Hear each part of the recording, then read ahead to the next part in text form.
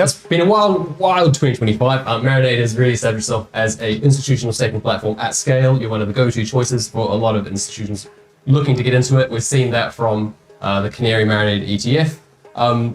When Marinade started, it was liquid staking. That was the entire model. That was everything you were focused on. And it seems like your pivot towards native institutional staking is paying off really well.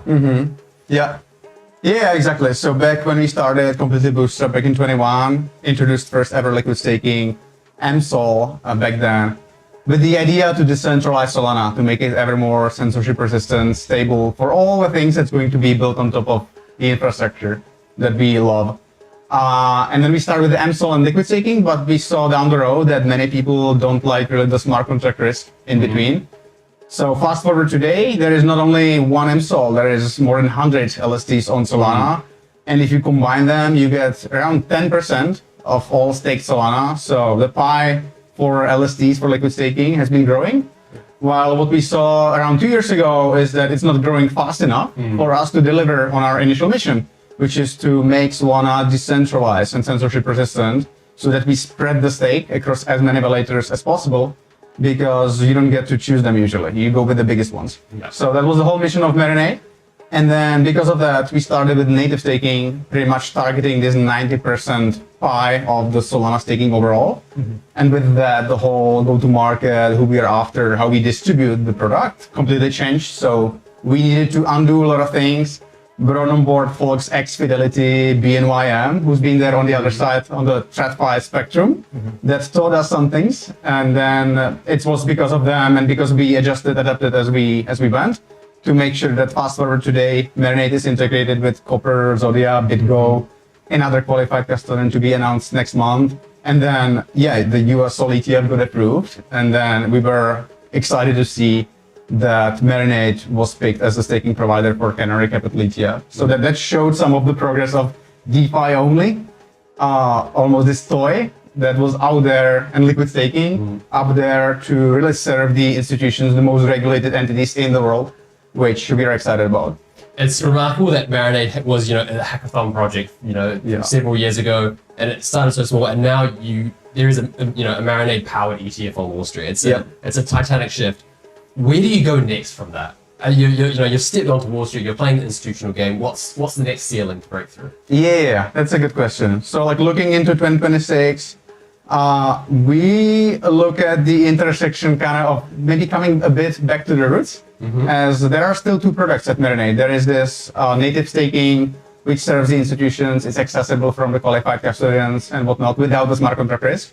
That's one spectrum. And then you have MSOL, liquid staking, DeFi, you can do collateralize, you can do things with it.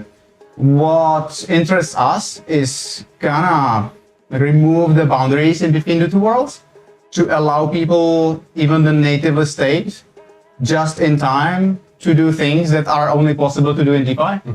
So that's what we're looking into, to collateralize your staking, maybe trade, just use your staked assets as a margin, as collateral, do all the things that we are used to in DeFi, but do it just in time you need it, so that you are not exposed to the smart contract risk all the time, just like you are with LSTs.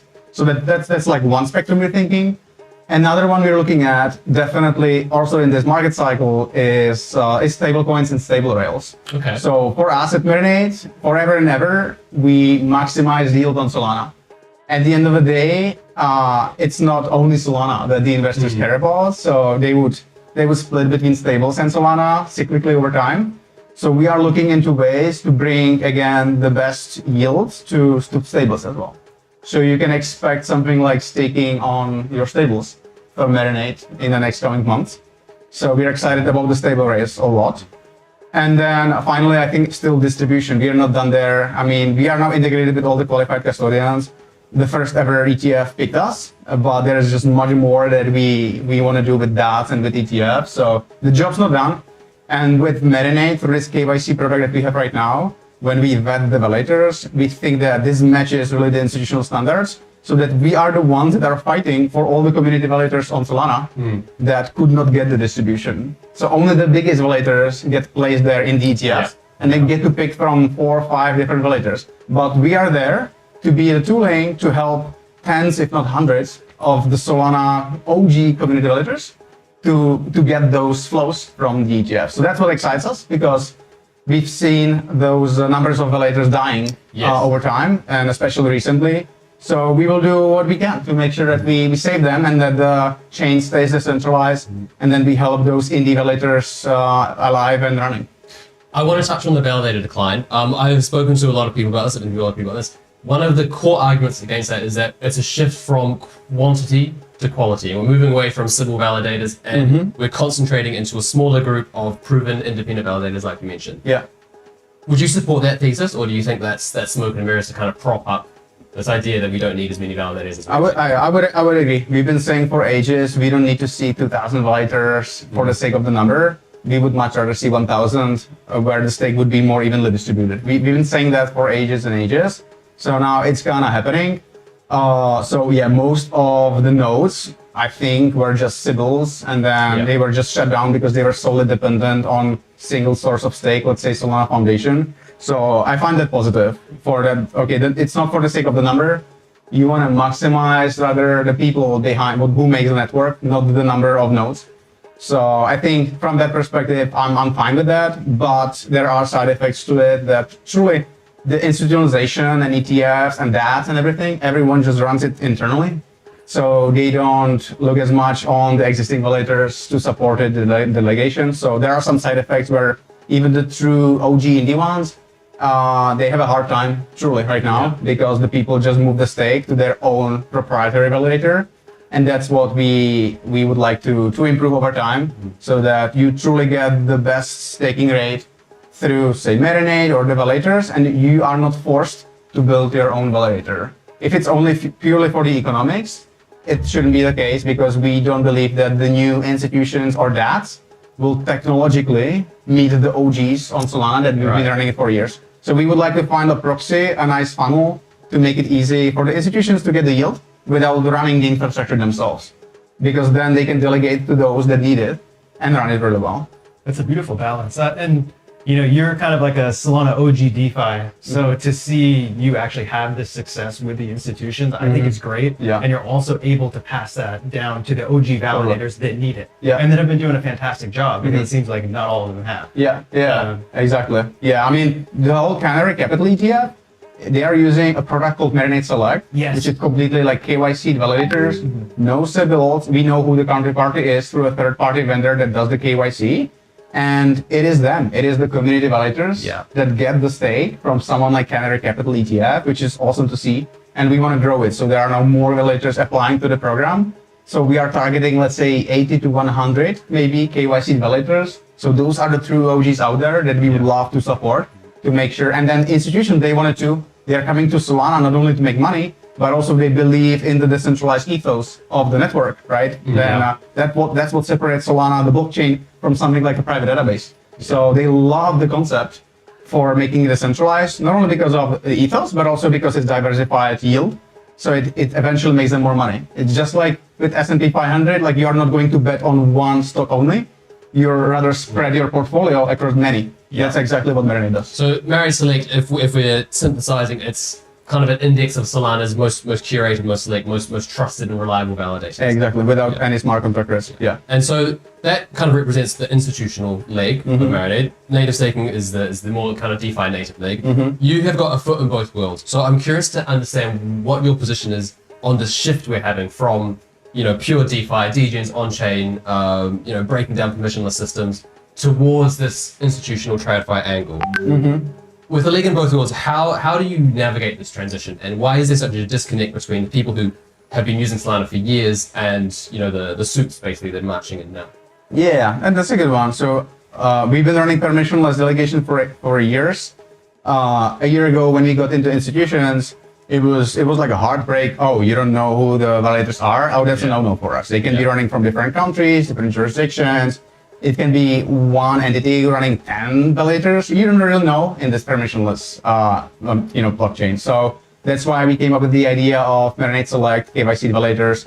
So I think where it's going is that you are going to have validators that are vetted through different systems. The basic one would be KYC. Then they can go through, we have co-founded with Alluvial something that's called the Node Operator Risk Standard.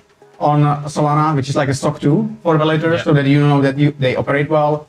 You can contract with them. So there will be like a catalog. You can imagine a catalog of known validators with KYC, and some of them have different levels of vetting against them. And then the institutions, they will be the ones deciding pretty much. So it's not going to be one size fits all like it's right now. The institutions, what we've been seeing is that they would like to see the catalog and be like, okay, I want to go with this, and that one, for example, and they have different reasons to choose different sets. So I think that's where it's going. It's not going to be one size like fits all, just like it is right now. It's going to be much more custom, that the institutions are going to come and like from existing catalog, they are going to be able to select who they want to stake with pretty much. Is it geographical decentralization? Maybe it's 0.0 only. Maybe it's a DeFi community only. But it depends, and it varies so much that we understood it and we are building this catalog for them to easily pick. How important is geographic decentralization to how you select who gets included in Marinade Select? So right now, like to tell the truth, it's not a factor really. Up to a point where, so the Marinade system would not stake to a country or a data center that has more than 33% of all stake for security reasons. So that's like one big cap that's existing there. But other than that, pretty much, it is mainly about yield and then capped by the validator, so that there cannot be a single validator owning all that stake. But when it comes to the country, right now with like 0.0, we are seeing some advance there that finally, it's strange numbers game that you get to be collocated to get the best yield. So the first one that's in unpopulated or unstaked continent, really they don't have an edge. So it's problematic to start just a validator in Africa, let's say, because there is no infra. But we hope over time, with like multiple concurrent proposers and so on, that this should be less of an issue. Interesting. Now, to kind of shift a little bit, at Crossroads earlier this year, you brought up that you thought Solana was overpaying for security. Is that something that you still hold that view, like based on the inflation being so high, or do you want to unpack that a little bit? Yeah, I believe so. So yeah, it was like this whole like big 228 debate. What to do, what not. I think the proposal was kind of complicated, failed at the end of the day, which showed, I would say, how strong the governance and the ecosystem is, because everyone like up top was pushing for it and it didn't happen. So it showed how Solana is decentralized. It was also a bit complicated.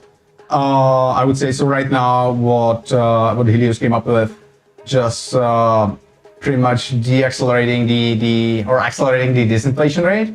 It's much more straightforward, and I'd be for it. So you're for it. Yeah. Is it too much of a compromise from 228? Personally, I thought 228 was brilliant from a market-driven perspective. I thought it was kind of the perfect balance between ensuring that we had the optimum rate instead of just waving our hands and dropping inflation as quickly as possible. Yeah, I mean that's right. It was probably more sophisticated. I like simple things, so this is like simple to explain. And people, I think, there are not going to be those advanced like discussions, just like it was about 228. Either you're for it or you're not for it.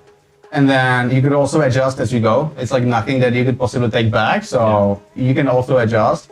Right now, I think there is this leaky bucket that Max Resnick was talking about. So I believe it's going to be the best for the ecosystem, and it's going to show that Solana stands not only on inflation, but also on true economical value. So it stands on its own leg.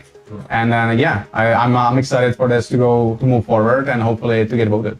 Okay, when institutions and TradFi players talk about this, about 441 specifically, do they feel kind of like they've been blindsided because they were sold this idea of, consistent yield, here's the schedule, we're going to ticket 4%, so they'll be allocating capital to ETFs, and so that's under that expectation. And now with 441, that's going to get cut. Do you think we see some backlash from some of these players who might vote against that?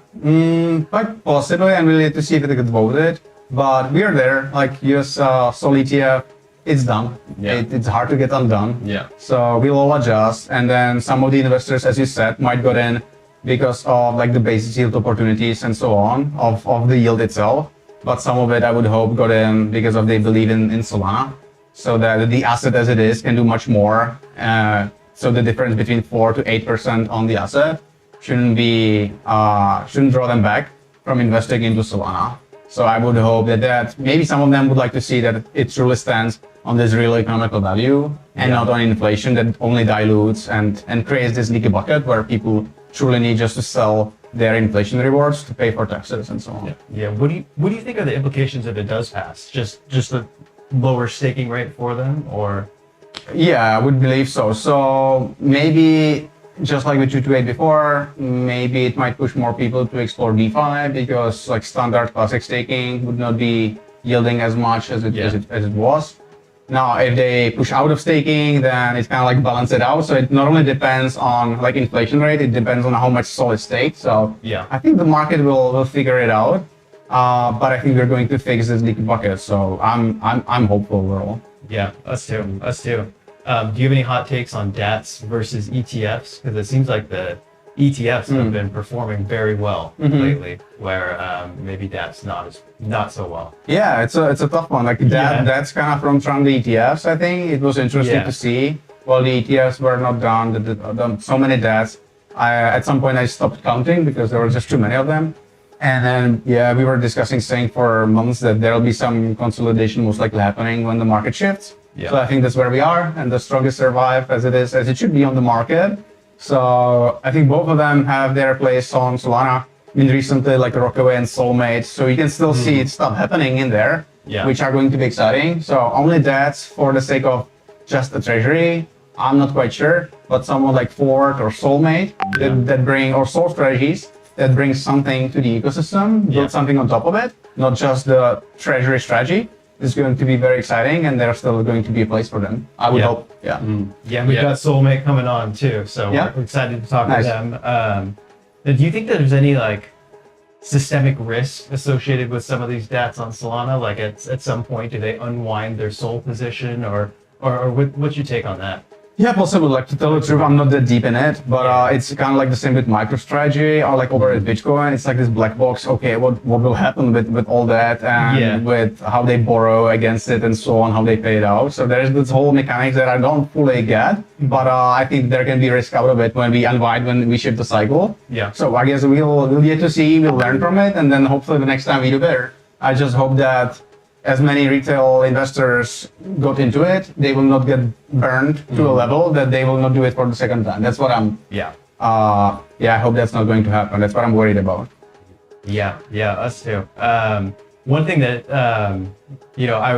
I was thinking was, so you guys made this like really good pivot, provided a really good institutional product for 2025, and you saw success. Like as you laid that groundwork, is that going to be like moving forward, like your focus, like, hey, we've got this is like the product that they're wanting. We vetted all these validators out. Like, is that going to be the main focus for 2026 for you?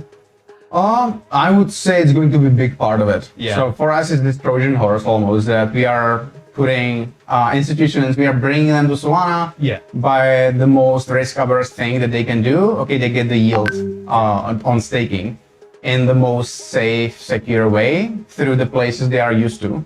They're qualified custodian. So that's where Marinade is. Yeah. That should be their entry point, and that's the starting point. And then hopefully over time, we get to introduce them. Once they get warm enough in the waters, then maybe they try more with it. So maybe they explore things that can be built in the Solana ecosystem.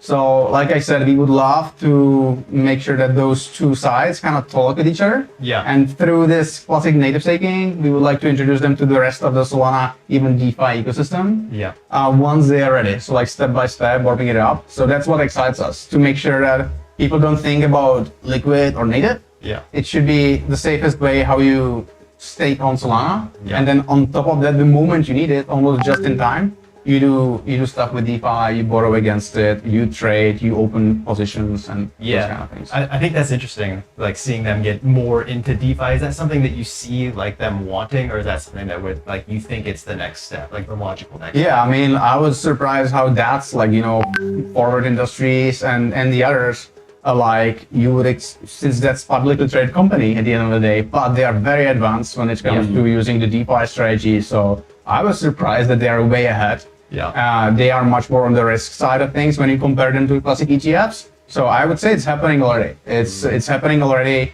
So, and then the market will choose who's the best performer.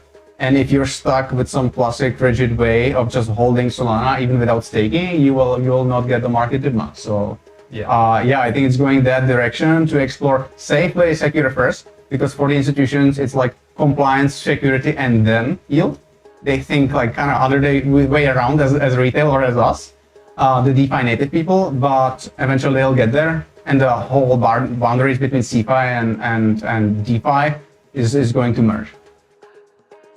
I want to throw the ball towards the MNDE token holders. Earlier this year, you started introducing burns using protocol revenue. Do you want to just give us a quick overview of how that's been received? Yeah, for sure. So MNDE governance voted sooner this year to burn 30% of the protocol supply. I think one of the reasons by the proposers was that there were so much like outstanding still supply in the treasury, not being allocated, not being used. Given that Marinade has been completely bootstrapped, it has not like multiple funding rounds, so there was just outstanding treasury there, not really allocated to something. So the community pretty much proposed just to burn it so that no one's surprised, and then it gets lowered the supply overall. There was one. Another thing to it was that the Buybacks started, so then the protocol fees would be shared 50% on buying back MND from the market and putting it to the DAO treasury, and the other 50% would be saved as MSOL in the treasury, and then the DAO governance can decide what to do with those proceeds. So those were the two major things. I would say kind of unfortunately, maybe with the market shift and timing, initially we saw like quite positive reaction. Down the road with the whole like liquidation event, which was like massive, I would say the whole market shifted rather downwards from that. So we are now much more towards building and trying to see with the community what's about MND. Okay, perfect. Michael, thank you so much for coming on. That's all we have time for. But yeah, great to chat as always. And we're looking forward to seeing what happens for Mary. Thank you very much. Cheers. Yeah, really appreciate it. Thank you. Cheers. Yeah.